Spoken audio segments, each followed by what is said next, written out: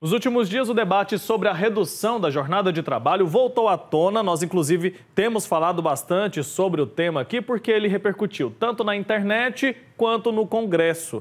A proposta de escala 6 por 1, onde o trabalhador labora 6 dias para um de descanso, pode estar com os dias contados, caso seja aprovada uma nova proposta de redução para uma jornada semanal de 36 horas. O vice-presidente Geraldo Alckmin falou sobre esse assunto e destacou que essa pode ser uma tendência mundial, principalmente com os avanços tecnológicos que permitem maior produtividade.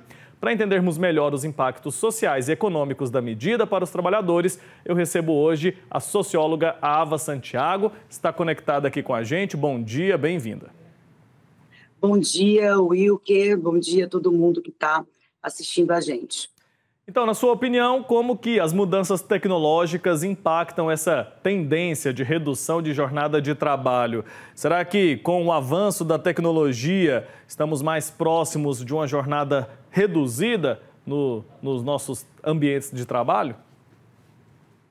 Eu acredito que nós fomos submetidos a uma transição não planejada de modais de trabalho por causa da pandemia, sabe? Então, várias pessoas que nunca tinham lidado com o ambiente virtual, de repente tiveram que migrar as suas expertises para esse lugar.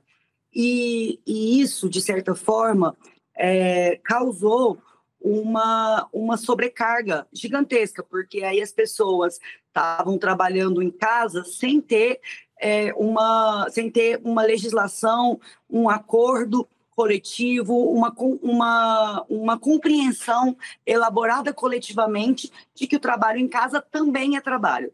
E aí, de lá para cá, a gente vem amadurecendo isso. E hoje, depois, aos trancos e barrancos, depois dos transtornos, hoje não existe ninguém que não esteja habilitado a lidar com esses processos tecnológicos que possibilitam que o mundo do trabalho seja mais flexível para a rotina do trabalhador. Eu não tenho dúvida disso.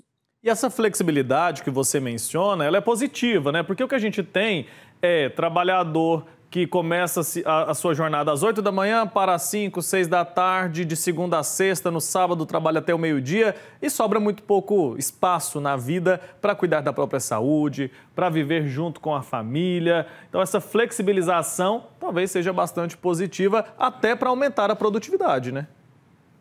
Na verdade, a grande maioria dos países desenvolvidos já mudou o seu modelo de trabalho, de escala de trabalho, de jornada de trabalho.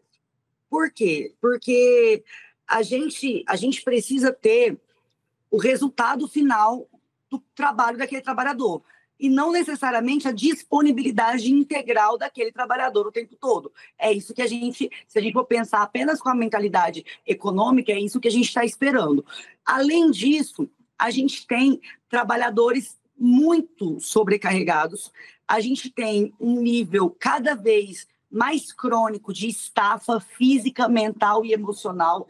Então, a maioria das categorias profissionais hoje, das empresas, inclusive, você tem trabalhadores, pelo menos um. Você tem uma lojinha, você tem pelo menos um com atestado médico de 15 dias por causa de transtornos de ordem psicológica e emocional. Você tem muitos acidentes de trabalho, porque quanto mais cansada a pessoa está, menos atenta ela fica aos detalhes. Então, isso porque você mencionou aí o trabalhador que sai 7 horas da manhã e vai até 5 horas da tarde, 6 horas da tarde. Isso é só a hora que ele entra na empresa, que ele entra no trabalho. A maioria esmagadora dos trabalhadores brasileiros gasta, além desse tempo, pelo menos 1 hora e 40 minutos no trânsito, entre o tempo que ele se arruma para ir para o trabalho, o tempo que ele está no trânsito, o tempo que ele está se organizando para trabalhar. Essa 1 hora e meia não pertence ao trabalhador, ela pertence ao trabalho. E quando toda a dinâmica dele, se ele está em casa, fazendo a marmita que ele vai levar durante a semana inteira, é tempo do trabalho. O tempo que ele está no trânsito é o tempo do trabalho. O tempo que ele está lavando o uniforme para botar no varal é o tempo do trabalho. E aí você vai eliminando cada um desses exemplos que eu citei da convivência familiar, do descanso, do estudo para se aprimorar e poder conseguir avançar na sua carreira, do tempo com os filhos. Então, 8 horas trabalhadas ao longo de 6 dias, na verdade, correspondem muito mais do que as 44 horas semanais, porque além das 44 horas semanais, os trabalhadores gastam, em média, de 6 a 9 horas por semana na dinâmica envolvida entre chegar e ir embora do trabalho. Quem dá conta disso? Quem está vendo os filhos crescer? Quem está conseguindo acompanhar a escolarização dos filhos? Tudo isso faz com que o trabalhador se entregue menos ao trabalho, acredite menos no projeto em que ele está envolvido, porque ele está exausto demais para poder estar bem o suficiente para entregar os melhores resultados. Perfeito. No Brasil, o modelo de 6x1 já é amplamente utilizado, né? Como que uma mudança nisso agora poderia impactar os trabalhadores e as empresas também? Quem é contra essa proposta que está circulando lá em Brasília, que tem repercutido tanto desde o último fim de semana, mas que é uma proposta que já tem um tempo, muita gente está argumentando aí que poderia gerar desemprego. Que avaliação você pode fazer sobre isso?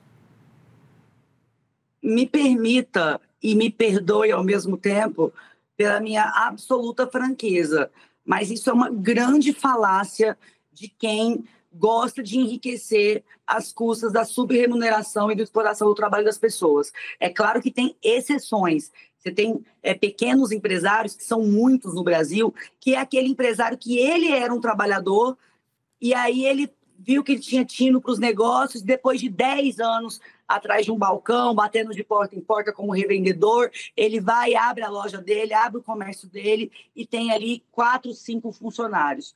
Esse perfil é um perfil muito específico, que não se aplica ao que eu estou dizendo aqui. Mas no que eu estou dizendo aqui, que é geralmente os grandes empresários que conseguem fazer lobby no Congresso Nacional, porque não é o dono de uma pequena padaria, o dono de uma pequena farmácia, o dono de um pequeno salão de beleza, que vai lá para Brasília fazer lobby contra a aprovação desse tipo de medida. Quem faz isso são os grandes empresários. E aí eles alegam o desemprego, mas eles já alegavam isso, e agora eu falo como socióloga que estuda profundamente a história do Brasil, esse era exatamente o mesmo argumento quando surgiu o movimento de abolição da escravidão. Diziam, vai quebrar a economia. Como é que a gente vai conseguir manter a economia funcionando sem mão de obra escrava? Aí conseguimos provar que é possível, sim, e que, na verdade, é o caminho ideal, é o único caminho razoavelmente humano você superar a escravidão. E essa mesma gente... Por que eu estou dizendo que é a mesma gente? Porque o Brasil foi o último país do mundo a abolir a escravidão. E são as mesmas famílias que hoje são proprietárias das maiores empresas, das maiores indústrias, os grandes herdeiros que operam no Congresso Nacional. Aí veio a CLT, eles falaram a mesma coisa. Meu Deus, colocar 8 horas trabalhadas por dia vai acabar com a economia, vai gerar desemprego, ninguém vai dar conta de contratar, vai quebrar, vai gerar miséria. Não foi isso que aconteceu, foi o contrário, ajudou a diminuir a miséria. Quando veio o salário mínimo e o 13º, o mesmo argumento. 13º, o que é isso? Nenhuma loja vai ficar aberta, nenhuma indústria vai ficar aberta nesse país. Provou-se que é mentira esse argumento. Licença maternidade é a mesma coisa, PEC das domésticas é a mesma coisa. Então, quer dizer, é o mesmo argumento ao longo de 200 anos para não permitir que a gente avance no direito do trabalhador. Mas, ao contrário do que eles dizem, os indicadores apontam diferente. Os países que antes aboliram a escravidão se modernizaram mais rápido, assim como os países que mudaram a sua escala de trabalho conseguiram prosperar, manter a prosperidade, qualificar os seus trabalhadores. Então, esse argumento ele é falacioso, ele não se aplica porque quanto mais explorado e exausto o trabalhador está, menos ele rende. Aí ele tira a licença, ele vai para o INSS, ele fica doente com mais frequência, ele trabalha de má vontade. Então, são todos esses fatores. Além disso, a gente tem um impacto direto, pensando em termos de Brasil e não só em termos empresariais, na segurança pública, porque quando você tem mais tempo da mãe em casa e do pai em casa, ele consegue identificar para as suas crianças não se envolverem com a criminalidade. Você tem mais impacto positivo no SUS, porque o trabalhador em casa, o filho adoece menos. O trabalhador em casa frequenta as reuniões de pai da escola do filho, então você tem um índice melhor na educação. Então, são muitos efeitos positivos e os efeitos possivelmente negativos podem ser diminuídos de acordo com uma política de transição desse modelo para ninguém ficar desguarnecido. Agora, em países que essa medida já foi adotada, nessa jornada de 4 dias, o que a gente observou, você falou sobre os indicadores, né, que houve um aumento da produtividade. A gente pode esperar que esse resultado se repita também aqui no nosso país, afinal a gente estaria oferecendo mais qualidade de vida para o trabalhador, né? E eu concordo muito com esse argumento de que um trabalhador insatisfeito, um trabalhador que não tem qualidade de vida, ele não vai produzir o mesmo tanto. Ele vai trazer, de alguma maneira, certo prejuízo para essas empresas.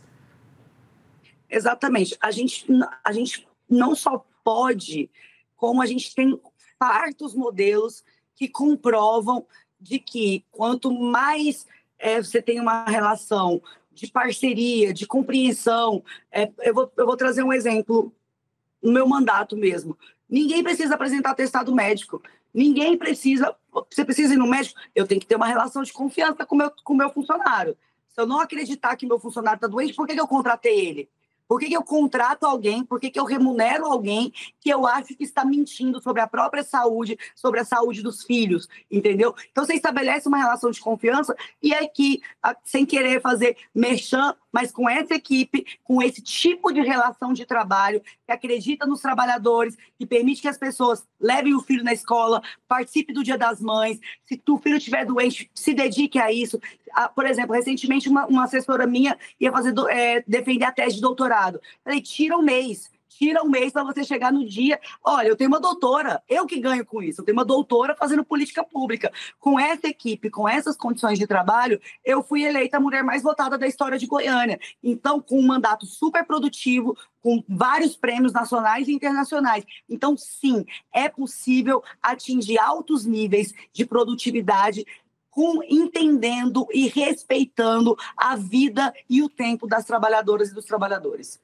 Muito bem, Ava Santiago, obrigado pelo seu tempo aqui com a gente, por nos ajudar a entender um pouco mais a respeito desse assunto que está dando o que falar, né? Muita gente pró, muita gente contra também, e a gente vai colhendo os argumentos ali para entender um pouco mais do que se trata essa proposta e se ela pode ou não ser positiva para o nosso país e se ela tem ou não viabilidade ali para ser aprovada. Eu posso dar um último recado importante? Pois não. Para as pessoas entenderem só rapidamente sobre a tramitação do projeto. Essas assinaturas não são para aprovar o projeto. Essas assinaturas são para permitir que a PEC entre em tramitação. Então, tem falhas no texto que só podem ser modificadas se a PEC estiver tramitando. Tem como aperfeiçoar essa matéria, tem como mudar para não deixar nenhum empresário também tendo prejuízo e tudo mais? Tem, mas para isso as 170 assinaturas precisam ser recolhidas, que aí a PEC passa a tramitar e pode receber alterações. Então não tem motivo para desespero. A gente não está querendo que isso seja aprovado agora nem de imediato. Uma PEC demora pelo menos 3 anos, se for rápido. Então dá tempo da gente amadurecer nesse debate para chegar no melhor texto e no melhor resultado para o empregador e para o trabalhador. É isso, política é isso, né? Discussão, é debate, é conversa. Tem que reunir ali pelo menos 170, 171 assinaturas para que isso continue avançando ali. É uma discussão interessante que a gente deve incluir a sociedade, afinal, seremos ali bastante impactados. Obrigado pelo seu tempo, até uma próxima, viu? Muito bom falar com você. Até breve, tchau, tchau. Tchau, tchau.